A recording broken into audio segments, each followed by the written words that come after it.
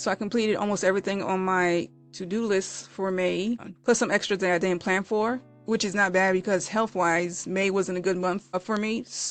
But I was able to push through and get shit done. First thing is I started a tutoring service. I also became TEFL certified. So that's teaching English as a foreign language. I volunteered before as an ESL tutor. So now I'm offering my services on this website, and I started a new channel, so I'll be creating videos related to tech and business English, and that's for the TEFL Tech Tutor channel. I also learned instructional design, and so that's going to help me create better videos for me and future clients to improve the learning experience. So I have a bunch of notes I took from the courses for this LinkedIn path. So I'm going to use ChatGPT to just organize it into a guide that I can use for creating videos. I updated my resumes for one for marketing and then one for tutoring. And the tutoring resume is going to be on the website, and that'll be used for now since I don't have any testimonials. It's just volunteering experience. And then the resume for the content marketing is mostly for LinkedIn to apply to jobs related to instructional design or video marketing or content marketing. I launched a new service. I combined the content writing service and the editing service into one. It'll be content support services and editing for creators and educators. And the one thing that wasn't on the list was revamping my website. I was just going to add the new page, but it needed to be a full redesign. So when I said I wasn't going to update the website or do too much on the website, I lied. But on Monday, I had a light bulb moment during business hours this time. When I was updating the new service page, I went through the website and looking at it, I wasn't feeling the layout, and copy on the home page and other pages wasn't aligned with the new service. So I watched some videos on how to make improvements on your landing pages or website. And then I remembered I used the Storybrand framework for structure before I relaunched last year. And when I used the Storybrand framework and with the simple layout, I was getting more leads. So I talked about using the Storybrand framework in this video, but I didn't use it in this last redesign. So with the tips from the experts and in the Storybrand framework, I took what I could to make it work for my website and did a full revamp. So it took me 5 days. So day one, I spent time planning content. Day two, I was watching videos from the experts. And then I spent the rest of the days redesigning the website. I'll do a full breakdown in another video. I'll do a quick walkthrough now for the homepage and the sales page. Instead of using the page builder, I'm using the 2024 WordPress theme. The same colors I use now for YouTube thumbnails, I'm going to use it here. So it's just white background, dark gray text, and then red and yellow for accent colors. For the fonts, I'm using Montserrat as the header, and then Laura for the body. So for the homepage, I have the what's this about, who I help, and how. One of the tips I got was to add a testimonial up top of the hero, and then a button that leads to the main service. With the Storybrand framework, I listed the problems here. The next part of the framework is to introduce the guide, but I simplified it and just used it as a how I can help you and then why work with me section. With the testimonial here, and then how it works is basically just the 3-step process, how to get started, and then a simple form for a quick win for anybody that fills out this form. And then for the service page, another tip was to add a short phrase, and this is the eyebrow, the name of the service, what it is, who I help. This links to the form.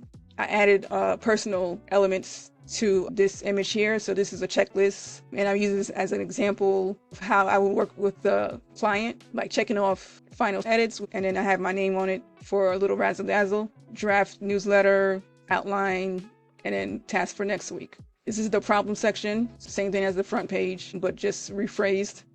This section is to introduce the guide, so I tell them a quick intro, my background, and then who I help. So YouTubers, content creators, SaaS startups. A dream client would be like tech or UGC creators.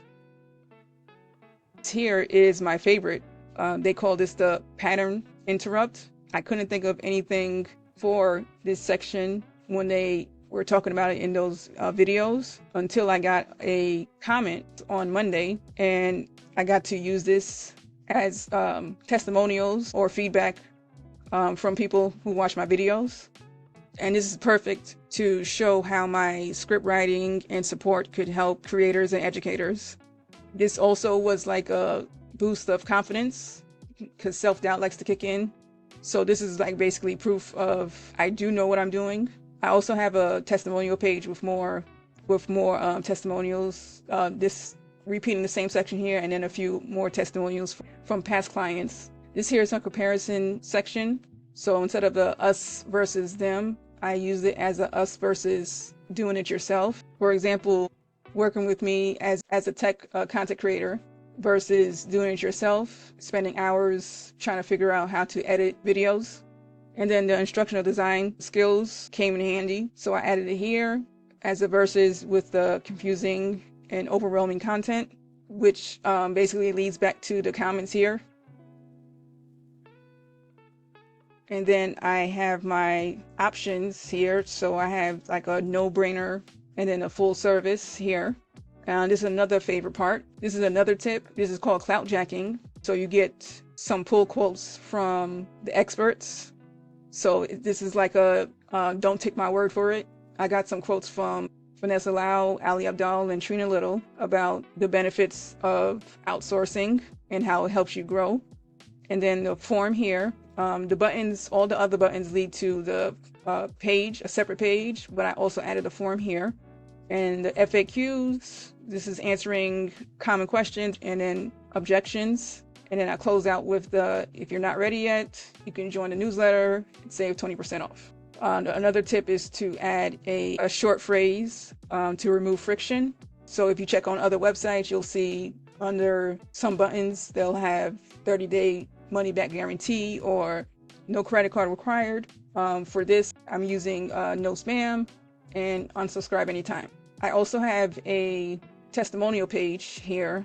So this is what I was talking about, feedback from real projects. So this is my latest testimonial, which is the same quote on the homepage. I have these other quotes, and then I have the pattern interrupts here.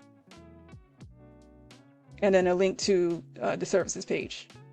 So after all this led me to more ideas and projects I'm working on for June. So I have a video for this redesign and using the Storybrand framework.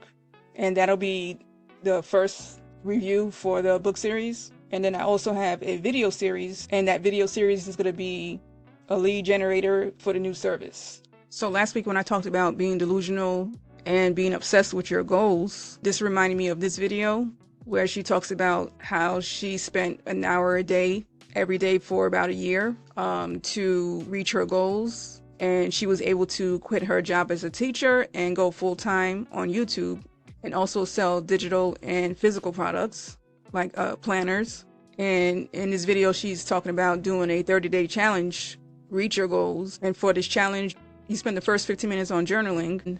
So writing down your wins, your one goal for today, and then what you're grateful for. And then you take 30 minutes to work on that goal that you have for today. And then the last 15 minutes of the day, you spend reading anything related to your goal you're trying to reach. So for example, for me, my first 15 minutes is going to be journaling. The action part is going to be, instead of 30 minutes, it's going to be at least an hour for me to work on videos for both channels and anything related to client work, like outreach, updating, setting up a CRM or stuff like that. I'm also going to take time to work on improving skills like writing and editing videos. Basically become a DaVinci Resolve expert or close enough to an expert. And then for the last 15 minutes, I'll spend time reading books related to business or marketing. For example, the two books I wanted to read were The Feel Good Productivity by Ali Abdaal and then The Blue Ocean Strategy. One thing I do want to add to this challenge is to add blocks, because I could spend all day working on one thing. Like the website, for example, this could have been done in a shorter time. So I will add Pomodoro sessions and time blocks, and also theme days. So this challenge is going to be simple enough for me to follow through, even on my bad days or my slow days. And I've given up on cycle syncing. It hasn't been working out for me. So I'm just going to go with the flow based on energy levels. It's impossible for me to keep track of it because it's never on time, especially if you have a chronic illness. So I'm just going to go on energy levels.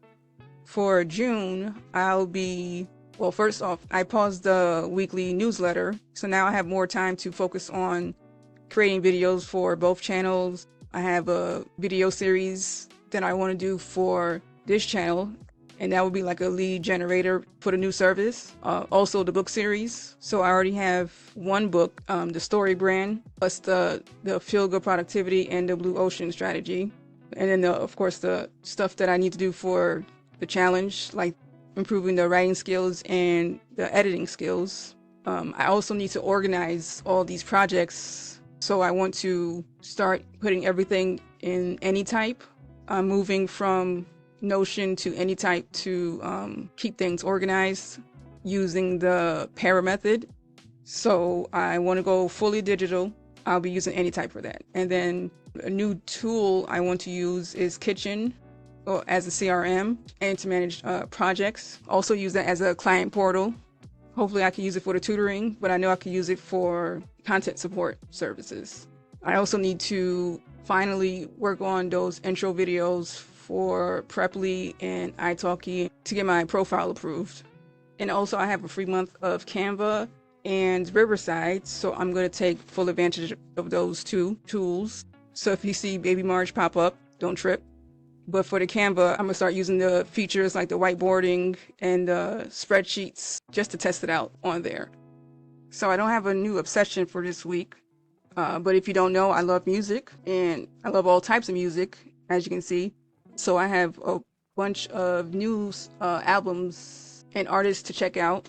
Don't judge me, but this is the first time listening to a Miley Cyrus album or a song fully. But this new album she just came out with, I like a lot. So I went to listen to the one before this, and I like that one too. So those are the two albums I liked for this week. And I'll check back to talk about any other favorites from these other artists that came out.